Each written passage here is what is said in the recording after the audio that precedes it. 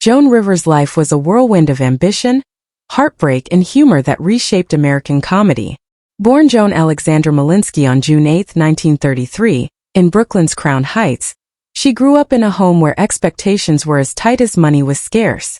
Her father, Dr. Meyer Malinsky, was a kind, witty physician, while her mother, Beatrice, a librarian, carried a deep fear of poverty that she passed on to her daughters. From an early age, Joan felt the weight of her mother's ambition and the pressure to become something more than ordinary. At 8 years old, she invented an alter ego named J. Sandre Meredith, glamorous, elegant, everything she longed to be. These imaginary performances were her escape from insecurity, the beginnings of the performer she would become. At school, Joan found her passion for theater. She performed in plays, led the dramatic club, and by 17 was already commanding attention on stage. Yet inside she wrestled with self-doubt. She struggled with her weight, her looks, and her Jewish identity, especially after her family moved to the more affluent, non-Jewish suburb of Larchmont. There she was mocked for her accent and appearance. Humor became her armor, sarcasm her survival. Every insult became a setup, every humiliation a punchline. By the time she graduated from Barnard College in 1954 with a degree in English, Joan had learned how to turn pain into laughter, a skill that would define her career. After college, she worked a string of unglamorous jobs: tour guide at Rockefeller Center, fashion consultant, proofreader. In 1955, she married James Sanger. But the marriage collapsed within 6 months after she discovered he didn't want children. That heartbreak only sharpened her resolve to perform. By 1959, she was calling herself Joan Rivers and performing in grimy Greenwich Village clubs. Crowds heckled her. Agents dismissed her. She was told she was too old, too plain, too late. But she kept showing up, working alongside other struggling comics like Woody Allen and George Carlin, sharing cheap meals and cheaper jokes. Her big break came on February 17, 1965, when she appeared on The Tonight Show with Johnny Carson. She had failed in a previous audition during the Jack Paar era, but that night she was ready. Carson laughed, called her a star, and overnight everything changed. Bookings poured in. She wrote for The Ed Sullivan Show, appeared in off-Broadway plays, and started developing the sharp, self-deprecating humor that would make her famous. She joked about weight, plastic surgery, and relationships, topics women were rarely allowed to discuss publicly. By her early 30s, she may have already undergone her first eye lift, making her own body part of her comedy material. Joan launched her own talk show in 1968, but it was canceled within 2 years. Still, she pressed on, releasing comedy albums that pushed boundaries.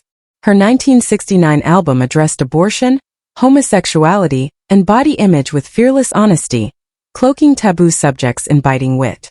She found her way to Las Vegas stages in the early 1970s, becoming one of the first women to command those male-dominated venues. Her routines about cheating husbands and aging bodies were scandalous, but they sold out shows and made her rich. By 1984, she was earning $50,000 per night and signing multimillion-dollar contracts. In 1965, Joan married Edgar Rosenberg, a producer who would become both her creative partner and her emotional anchor. Their daughter, Melissa, was born in 1968, and motherhood became another subject she mined for comedy.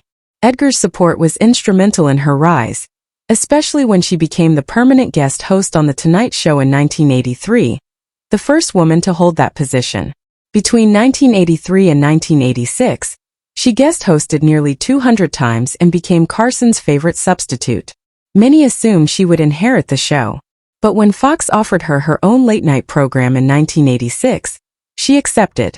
When she called Carson to tell him, he hung up on her and never spoke to her again. His fury destroyed her career overnight.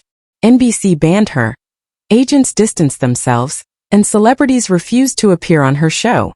The Late Show starring Joan Rivers collapsed within months. In 1987, Fox fired both Joan and Edgar. 3 months later, Edgar took his own life in a Philadelphia hotel room.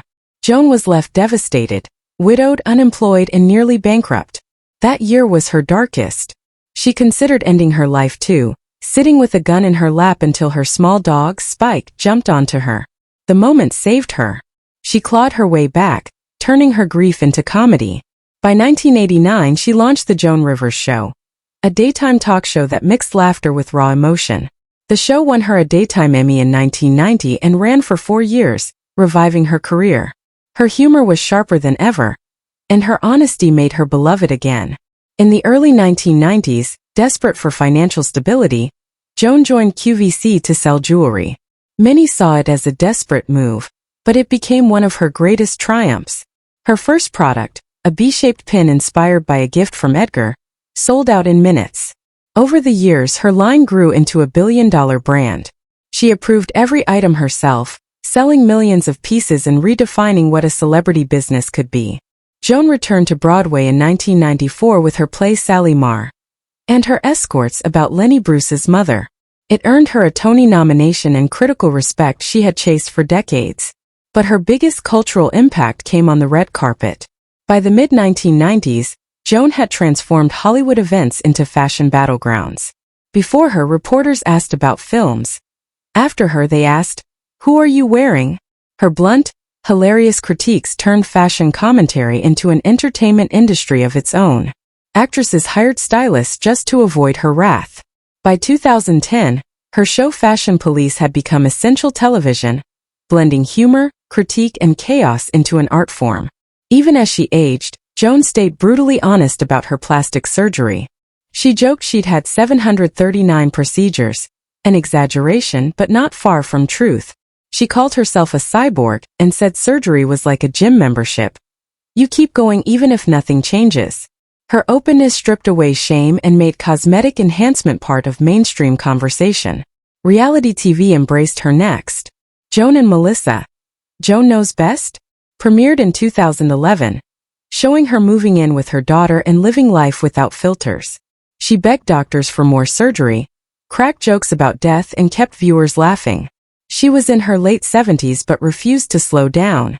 In 2009, she even won The Celebrity Apprentice, beating younger contestants through sheer wit and determination, raising over $500,000 for charity. Joan's final years were full of work and controversy. She mocked politicians, celebrities, and herself with the same fearless edge that had defined her since the 1960s. She offended as often as she inspired, but she never stopped talking. Then, in August 2014, she went in for a routine throat procedure at a Manhattan clinic. Doctors performed unauthorized treatments, failed to record vital information, and allegedly took selfies with her while she was unconscious.